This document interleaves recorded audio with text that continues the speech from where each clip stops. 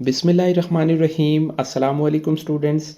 Class 5 और science subject है जिसका चैप्टर नंबर 8। आज हम क्वेश्चन आंसर वाइज हम इसे डिटेल में इसका ओवरव्यू लेते हैं या फाइनल टर्म की रिवीजन एक एक्सरसाइज करते हैं जो कि क्वेश्चन आंसर की टाइप से हम लेके चलेंगे। ये हमारा पेज नंबर है स्टूडेंट्स 8690।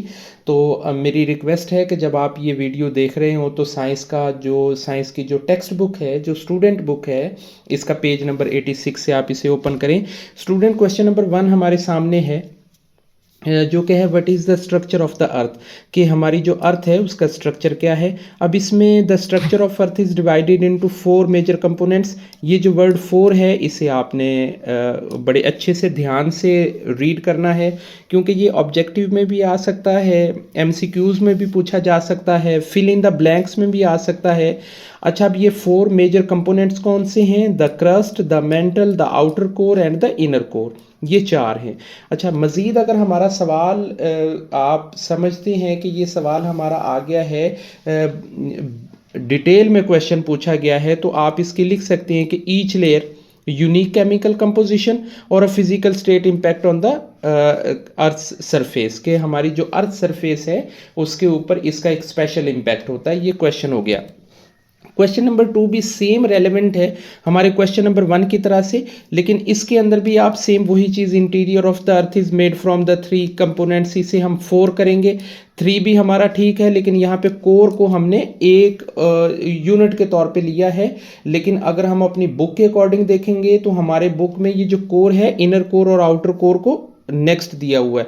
अच्छा, the outer most of the called is crust, ये हमारा ऑब्जेक्टिव में आ सकता है। The outer most layer of the earth is called crust. The crust is relatively cooled, thin and brittle, चमकदार होती है ना। ब्रिटल कहते हैं ऐसी चीज को जिसमें चमक होती है, जिसमें रोशनी होती है, जिसमें शाइनिंग होती है। क्वेश्चन नंबर 3 है what is the hottest, question number 3 है what is the hottest layer of the earth. अच्छा, hottest layer of the earth क्या है? Inner core. सॉलिड भी होती है, जिसमें आयरन और निकल होता है। इसका टेम्परेचर होता है 550 सेंटीग्रेड तक इसका टेम्परेचर जाता है। क्वेश्चन नंबर 4 है how thick is the mental, कि मेंटल कितनी थिक है। अब अच्छा, ये जो मेंटल है आपने इसकी सीक्वेंस को इस तरह से रखना है कि जो टॉप लेयर है उसके बाद ये मेंटल आती है, क्रस्ट के बाद मेंटल ने आना होता है। और ये हमारी बुक के अंदर 3000 किलोमीटर तक इसकी डेप्थ लिखी हुई है।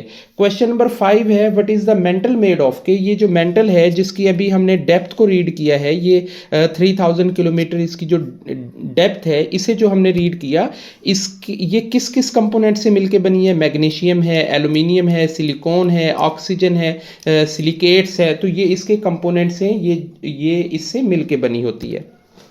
क्वेश्चन नंबर 6 है student what is the structure of the earth core, के जो इसके बाद में सबसे पहले हमने पढ़ा क्रस्ट को, देन हमने रीड किया मेंटल की थिकनेस को, मेंटल के टेम्परेचर को, देन इसके बाद हम आगे कि मेंटल बना किस किस से है। अब हम आते हैं उससे नीचे वाले कोर में, जो कि बॉटम में आ जाता है, आउटर कोर है और इनर कोर है। इसकी हम बिल्कुल इसी तरह से ये लिक्विड आयरन से और निकल से मिलके बना होता है, ये मेड ऑफ होता है। दूसरे नंबर पे the core is a made of 2 layers, के इसकी 2 लेयर्स होती हैं। Number 1 outer core, number 2 inner core, ये इनर कोर। क्वेश्चन नंबर 3 है व्हाट इज वॉल्केनो, के एक जो वॉल्केनो है, जो आतिशफिशा है, वो क्या होता है?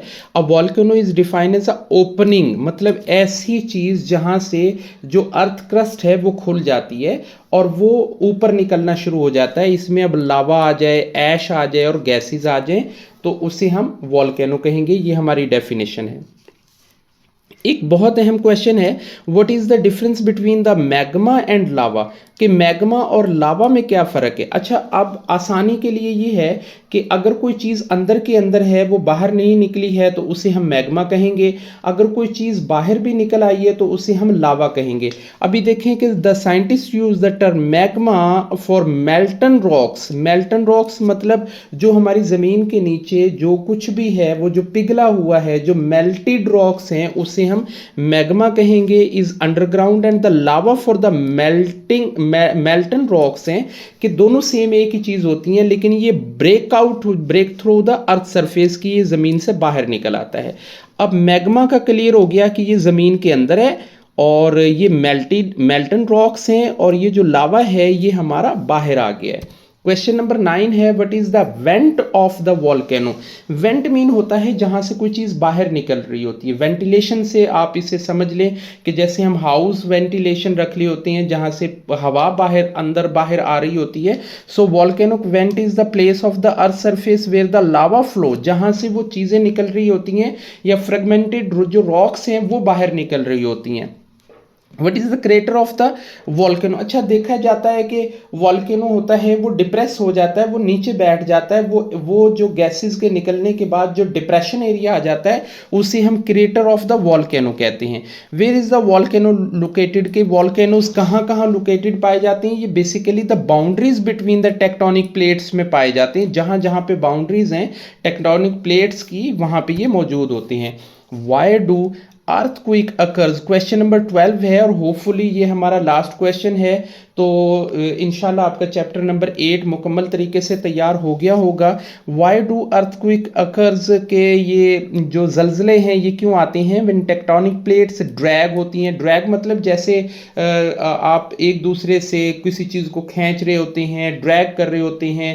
जैसे हैंड कैरी जो बैग होते हैं, जब आप स्कूल ऑफ करने के बाद उसे ड्रैग करके लेके जाते हैं, रब करते हैं किसी चीज़ को, रेजर को जैसे किसी चीज़ को रगड़ा जाता है, scrap is against the another plate के, किसी दूसरी प्लेट के साथ। यानी एक टेक्टोनिक प्लेट जब किसी दूसरी टेक्टोनिक प्लेट के साथ वो रब करती है, ड्रैग करती है, तो ये अर्थक्वेक्स आ रहे होते हैं, अर्थक्वेक्स आ रहे होते हैं, सॉरी।